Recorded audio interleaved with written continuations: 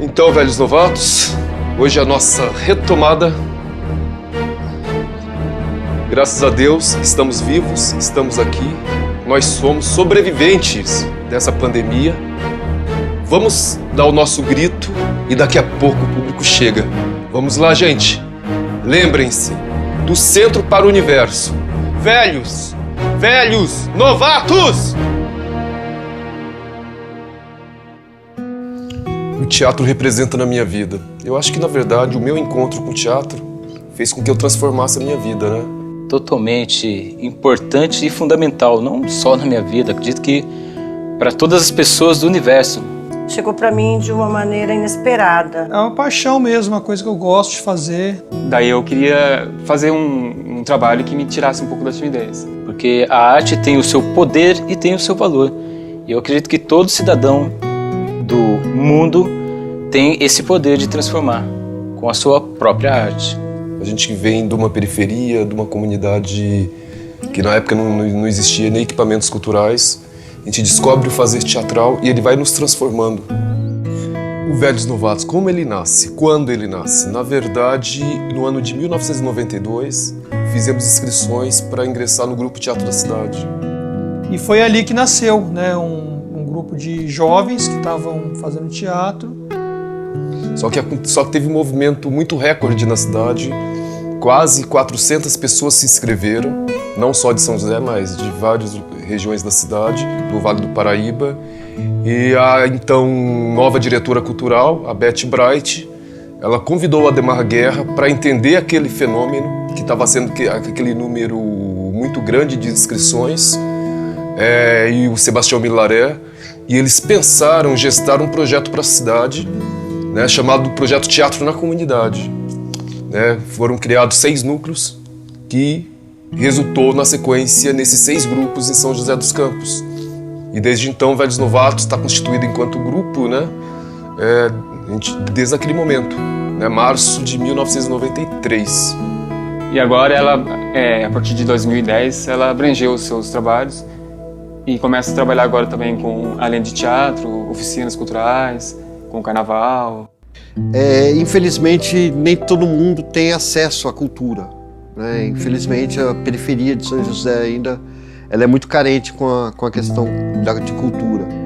E o trabalho que a gente faz é isso, justamente isso, levar, né, um pouco da nossa cultura, um pouco do teatro, um pouco da arte, para essas pessoas sem acesso. E a gente vai para projetos culturais, Fundação Abrinq pelos direitos das crianças, e aí a gente começou a ir desenvolvendo, aprofundar um pouco mais essa nossa relação com a comunidade. Mas o que eu mais gosto mesmo do Velhos é que tem uma linha de trabalho que eu já trabalhava, que é trabalhar com comunidade. Trabalhar para as comunidades mais carentes. Sabe, você é melhor quando você lê um livro hoje, amanhã você já está pensando em uma outra coisa.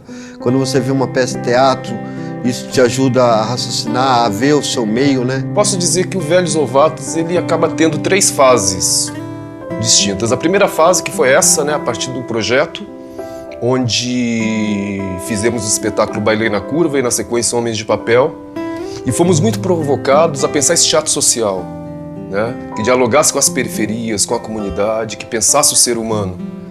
Essa foi a nossa primeira fase. Daí a gente entra numa outra fase, com atuação em favelas, em assentamentos.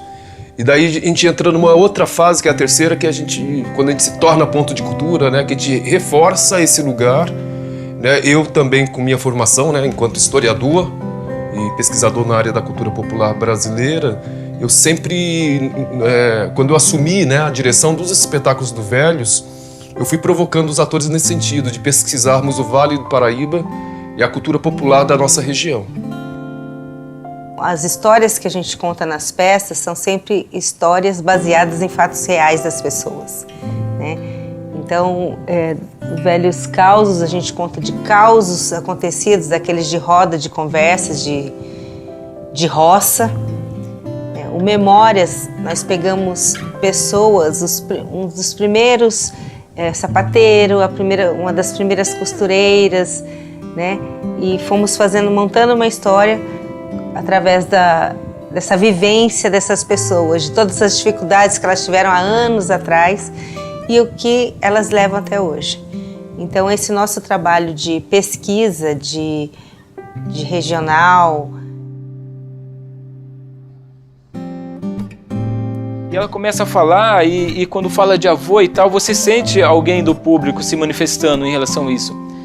Olha, e dá para ver aquele olhar que vai lá longe, resgatando. Inclusive é possível até ver o espectador saindo do espetáculo para ir para um espetáculo lá no passado, o espetáculo da própria vida dele. Eu faço um personagem chamado Adão. E esse personagem Adão, ele é meu tio-avô, né? Ele é irmão da minha avó, que é um pescador, que pescava. Então, eu comecei a pegar muito da minha família também.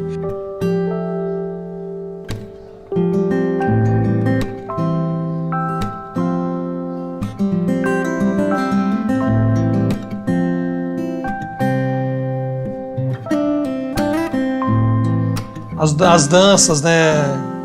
Catira, Congada, né? Moçambique, né? Que aqui em São José ainda tem um pouco, né?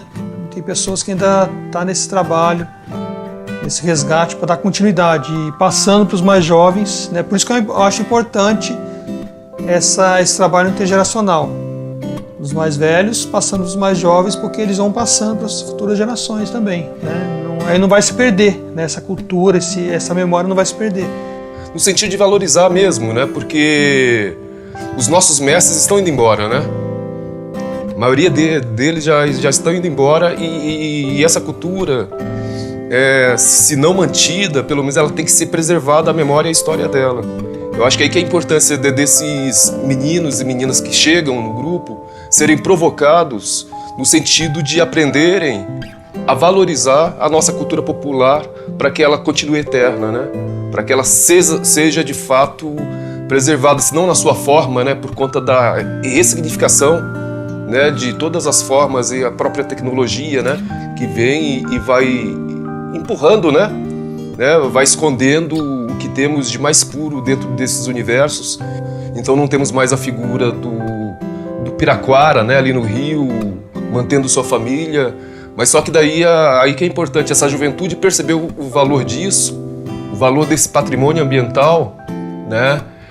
E lutar, né? E serem de alguma forma a continuação do nosso pensamento e da nossa luta para preservar a cidade e a nossa própria vida, né? Nosso próprio habitat e a nossa própria existência. Mãezinha do céu, eu não sei rezar, só sei dizer, quero te amar. Azul é seu manto, branco é seu véu. Mãezinha, eu quero te ver lá no céu. Mãezinha, eu quero te ver lá no céu.